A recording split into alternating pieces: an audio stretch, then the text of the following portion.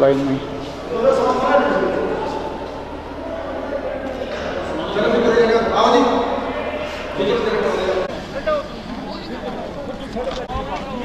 वीर जी थोड़ा साइड। सबा सरदार अब्दुल्ला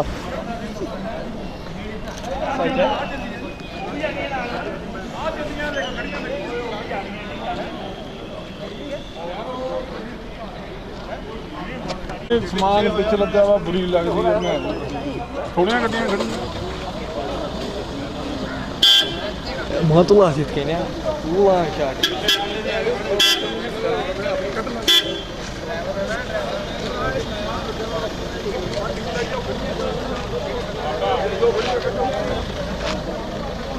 कदार बदरिया है।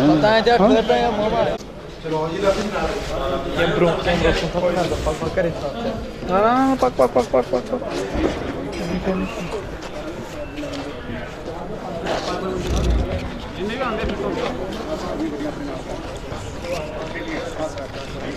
एक मिनट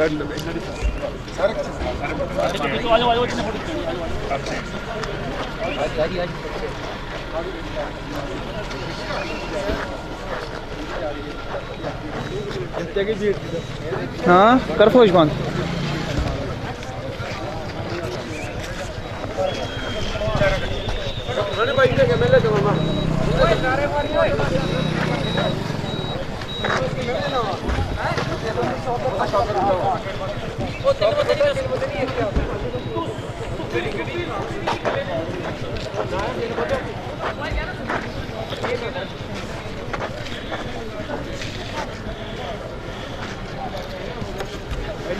साइड में थोड़ा वीर जी साइड में चलिए आप।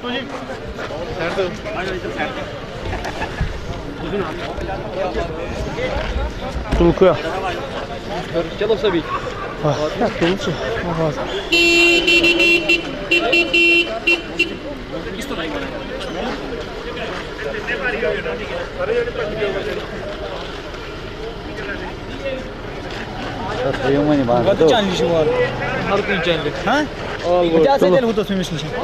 अधिक रख अधिक रख तुलसु तुलसु खड़ा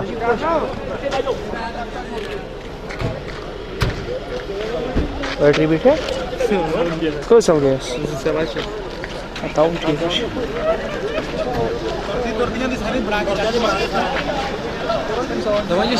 वही सही बनाई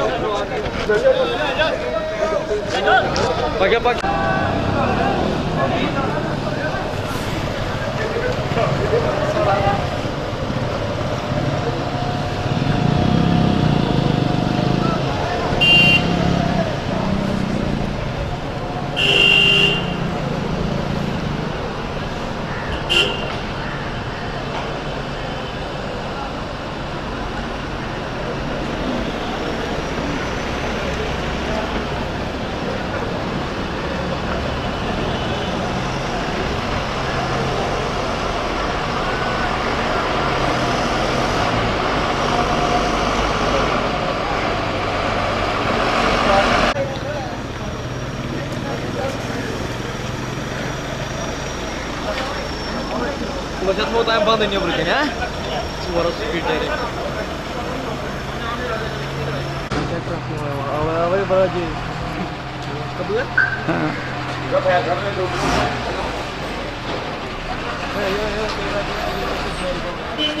ये थोड़ी तो पीछे कपड़ा पड़े पीछे कपड़ा लगे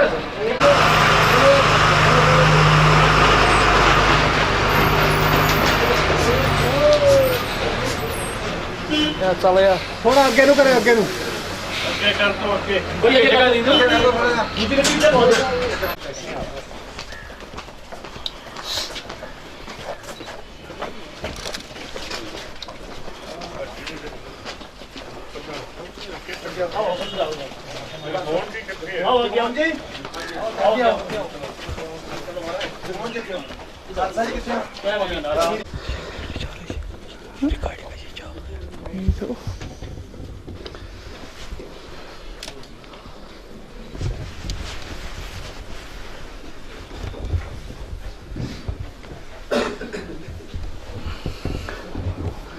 आ रही है मेरे साथ।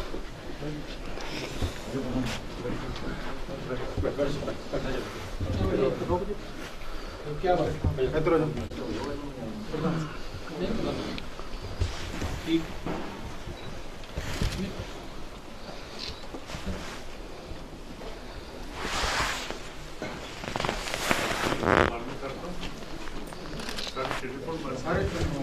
जी आपको अपने मोबाइल ना ऑफ कर लो जी सारे थोड़े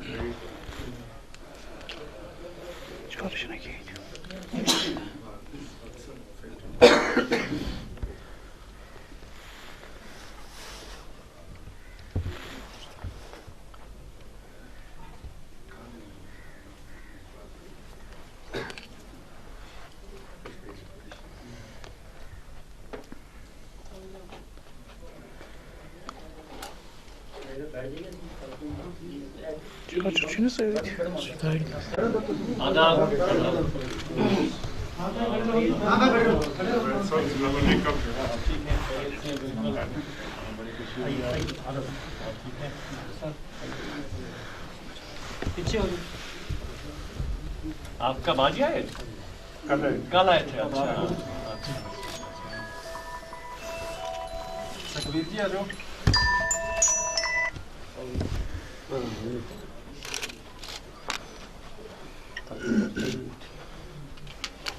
ओके ओके ओके आज बताइए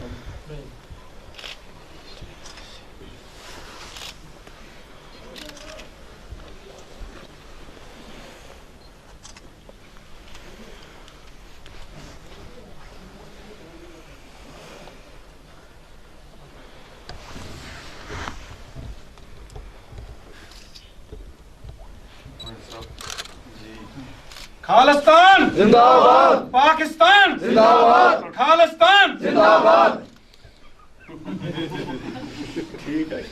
आजाद कश्मीर जिंदाबाद, आजाद कश्मीर जिंदाबाद, आजाद कश्मीर जिंदाबाद, खालिस्तान जिंदाबाद, खालिस्तान जिंदाबाद, संत जरनैल सिंह पिंडरा वाले जिंदाबाद, संत जरनैल सिंह पिंडरा वाले जिंदाबाद।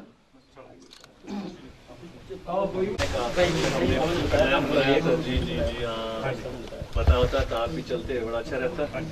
लेट हो गया पर ये है कि ये बड़ा मुश्किल वक्त आ गया है, क्या करें। बहुत नुकसान हुआ और घर भी लोगों के चले गए, कारोबार भी गए, दुकानें भी गई। बदकिस्मती ये है कि हम समझते थे कि भाई कम से कम इस मामले पर तो कोई सियासत नहीं होगी इस मुसीबत में, लेकिन मुसीबत में ही थे तो उन्होंने इलेक्शन अनाउंस कर दिए कि कम से कम लोगों की परेशानियों का ना तो ख्याल किया, ना तो कोई यहाँ पे एक पूरा रिलीफ और रिहेबिलिटेशन की तरफ जो तवज्जो थी वो सारी अब ख़त्म हो गई। अभी भी बेचारे लोग जो हैं वो खुले आसमान के तले हैं, कुछ स्कूलों में हैं, कुछ इदारों के पास हैं। बहुत मुश्किल वक्त आ गया तो, लेकिन अफसोस के गवर्नमेंट ने कुछ किया नहीं और बदकिस्मती से कश्मीर का हर मामला पॉलिटिकल हो जाता है। ये तो एक नागहानी आफत थी, इस पे तो सियासत करनी नहीं चाहिए थी, लेकिन बदकिस्मती से गवर्नमेंट ऑफ इंडिया ने ना तो इंटरनेशनल एड आने दिया, ना ही इंटरनेशनल कोई सपोर्ट उन्होंने आने दिया। कहा कि भाई हम खुद करेंगे। अभी तक तो कुछ किया नहीं है, अभी तक तो बस खाली वादे ही किए हैं। बल्कि बहुत से लोग शिकायत कर रहे हैं कि भाई लोकल डीसी वगैरह आ रहे हैं तो 3800 रुपये की चेक दे रहे हैं, 1700 की चेक दे रहे हैं। तो क्या होगा उससे, तो बेचारे लोग क्या करेंगे। बहुत नुकसान जी, तकरीबन तो 80,000 से लेकर 1 लाख करोड़ का नुकसान है। गवर्नमेंट ने 44,000 करोड़ का कहा है, बनाया है plan, but I don't know कि क्या होगा क्या नहीं होगा। बदकिस्मती है इस वक्त पूरा ही जो है वो, इसको हम सोच रहे थे कि शायद कुछ इस पे ये देखेंगे कि भाई कुछ रिलीफ आने देंगे, कुछ लोग भी शायद आगे आए, तो लेकिन ख़ास कुछ नहीं हुआ। लेकिन लोगों ने बड़ी हिम्मत खुद ही दिखाई यहाँ पे, बड़ा भाईचारा रहा। तो चाहे वो कश्मीरी मुस्लिम हो, सिख हो, पंडित हो, जहाँ जहाँ जो भी था, हर किसी ने बड़ा काम किया। और जहाँ पे रिलीफ कमेटियाँ बनी और वहाँ पे लोग आए, हमारे गुरुद्वारा वालों ने बड़ा काम किया यहाँ पे, उन्होंने भी लंगर वंगर चलाए। बल्कि मैं खुद भी गया 2-3 जगह, बहुत काम कर रहे थे। तो एक कम्युनिटी फीलिंग थी कि नहीं जी, हमें जो मुसीबत आई है इसका तो खुद ही सामना करना है। तो पर यह है कि हुकूमत काफ़ी कुछ कर सकती थी, तो लेकिन अभी तक कुछ किया नहीं इन्होंने। अफसोस की बात ही है। ज़्यादा तो यही था कि भाई इलेक्शन ऐसा कोई चीज़ नहीं थी, 2-4 महीने डिले कर देते। तो लेकिन बदकिस्मती कि पूरा इन्होंने सारा फोकस वो सैलाब से हटाने के लिए इलेक्शन की तरफ ला दिया। तो विच वाज अनफॉर्चुनेट। तो इंटरनेशनल एड क्यों बंद करती है साहब? इन्होंने कहा जी कि हमें जरूरत नहीं है, हम बहुत बड़ा मुल्क है, हम तो मार्स पे पहुंच गए हैं, हमें क्या करना है इंटरनेशनल एड लेकर।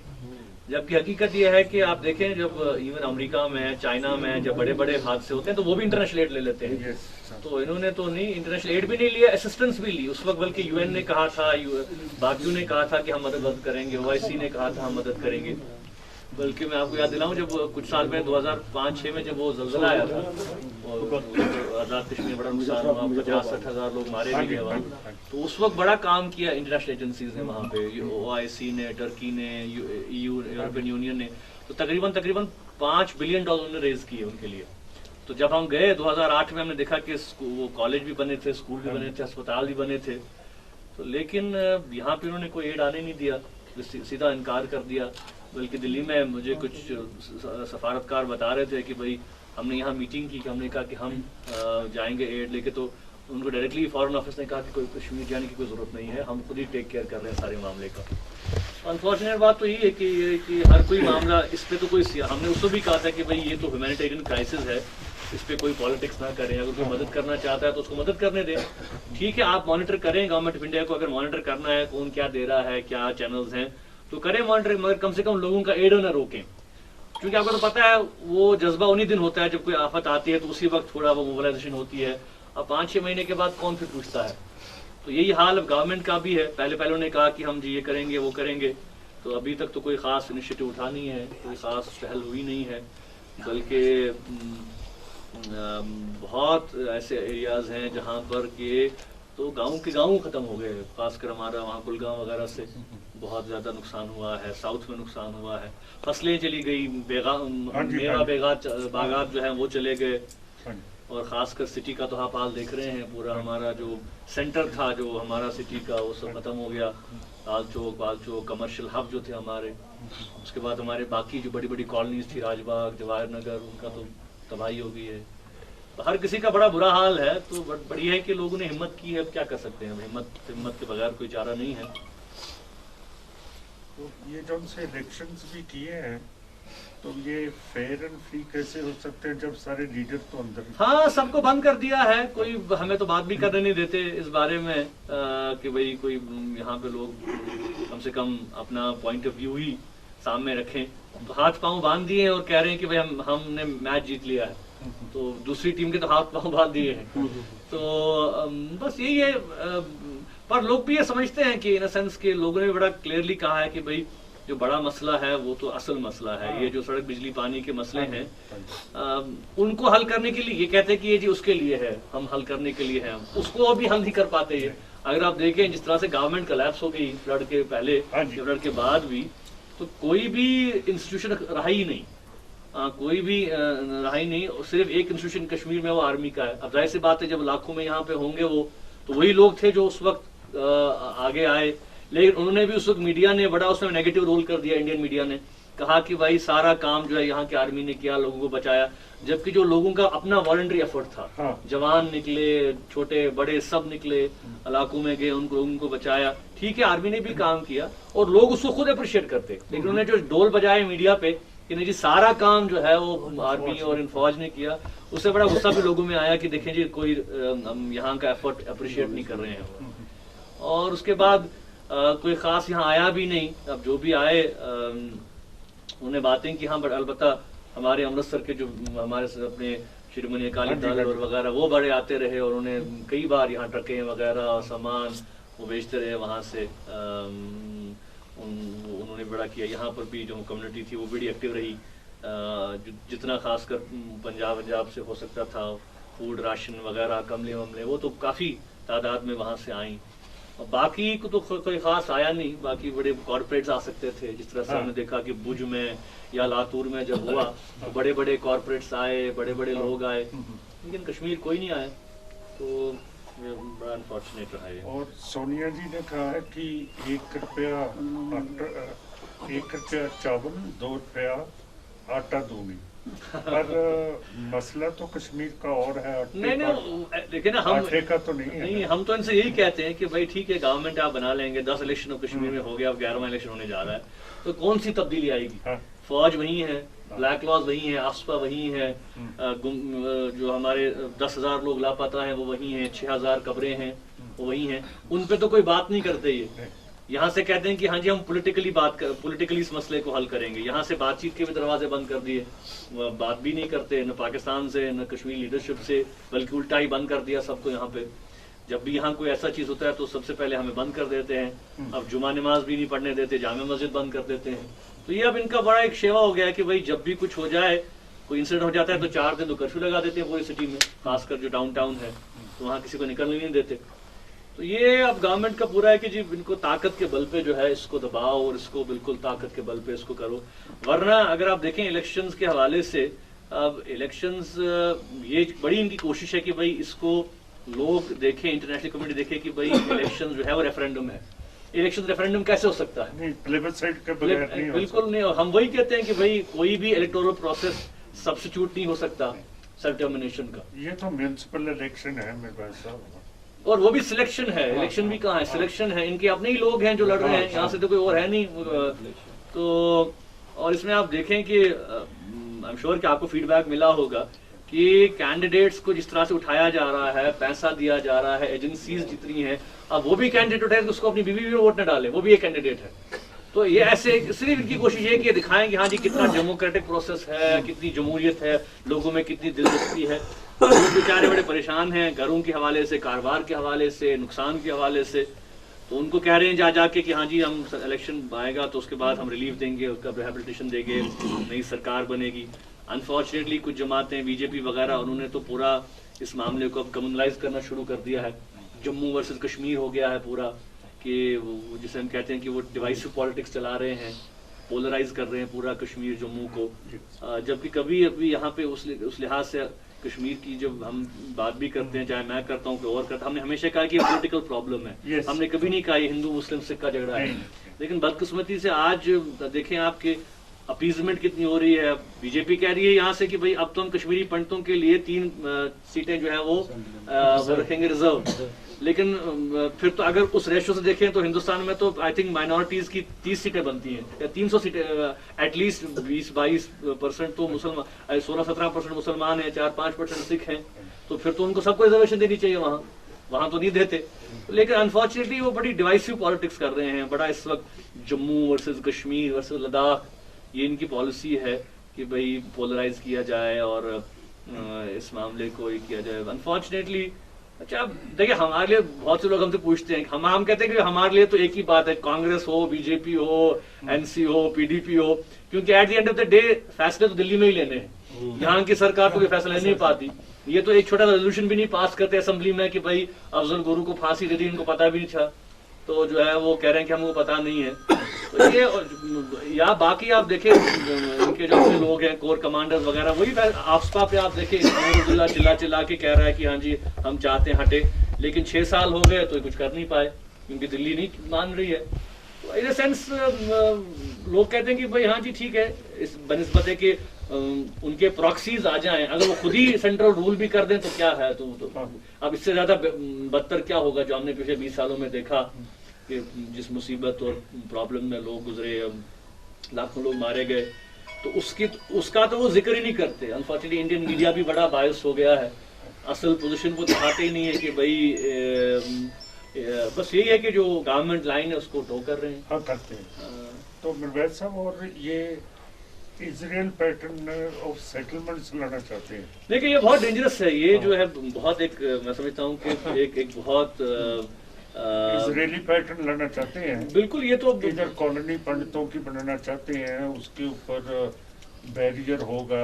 और बिल्कुल नहीं, बल्कि हम भी कश्मीरी पंडित भाइयों से और बाकियों से हम यही कहते हैं कि नहीं जी बिल्कुल, हमको कोई भी कश्मीरी के खिलाफ नहीं, बल्कि मैं आपको बताऊं आज जो हमने मकान बनाया भी, पहला मकान जो मंदिर बाग में उठाया हमने वो कश्मीरी पंडित का है जो वहाँ रहता था। तो कश्मीरी मुसलमान या ऐसा सच कोई नहीं उसके खिलाफ है कि भाई पंडित वापस आए, मगर हम कहते हैं वापस आए बल्कि वो हमारे समाज का हिस्सा रहे, न कि वो वहाँ पे वो जो सेटलमेंट्स की तरह रहे, अलग रहे, फौज की छावनी में रहे। उनका घर है, उनके हकूक हैं, चाहे हमारे पंडित बरादरी हो, सिख बरादरी हो, जिस तरह से रह रहे हैं यहाँ पे लोग बाकी बिल्कुल बगैर किसी खौफ के, तो वो उसी तरह से आए। बट ये है कि बड़ी कोशिश कर रहे हैं पोलराइज करने की। और ये अमरनाथ यात्रा भी इसी करके कराते हैं। अब तो अमरनाथ यात्रा भी है, अब तो कौसरनाग यात्रा भी है, बहुत सी यात्राएं ये शुरू करना चाहते हैं। बल्कि जो अनफॉर्चुनेटली जो इस वक्त अब हिंदुस्तान में जो हम देख रहे हैं कि जो डिवाइसिव फोर्सेस का इस वक्त उभार है वो बड़ा डेंजरस है। अब आप देखें कि आरएसएस बीजेपी का जो नेक्सस है, अब ये इसको अपनी ही तरह से चलाना चाहते हैं सारे मामले को।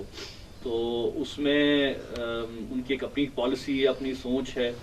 तो अब बार बार आरएसएस कहता है कि इंडियनाइजेशन बेसिकली अगर क्या है, वो तो इंडियनाइजेशन तो बेसिकली वो आरएसएस का एजेंडा है। हिंदुआइजेशन है कि भाई माइनॉरिटीज को जो है वो बिल्कुल उनकी आइडेंटिटी को खत्म कर दो।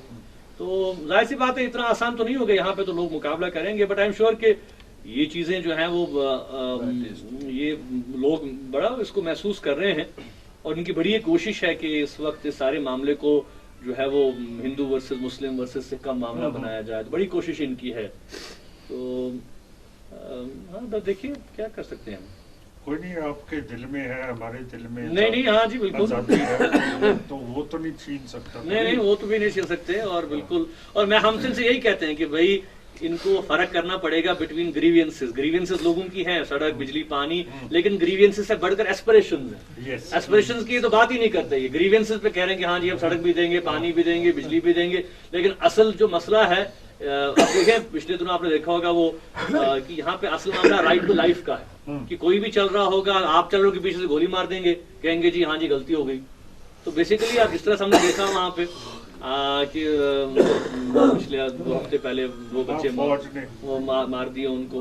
अब उसमें ठीक है उन्होंने कोर्ट मार्शल बिठाया है, ये किया है वो किया है, लेकिन एक केस थोड़ी, हमारे पास तो तकरीबन 200 केसेस हैं जहाँ पे वायलेशन हुई हैं, जहाँ पे बेगुनाह लोगों को मारा गया है, जहाँ पे फेक एनकाउंटर्स किए गए हैं।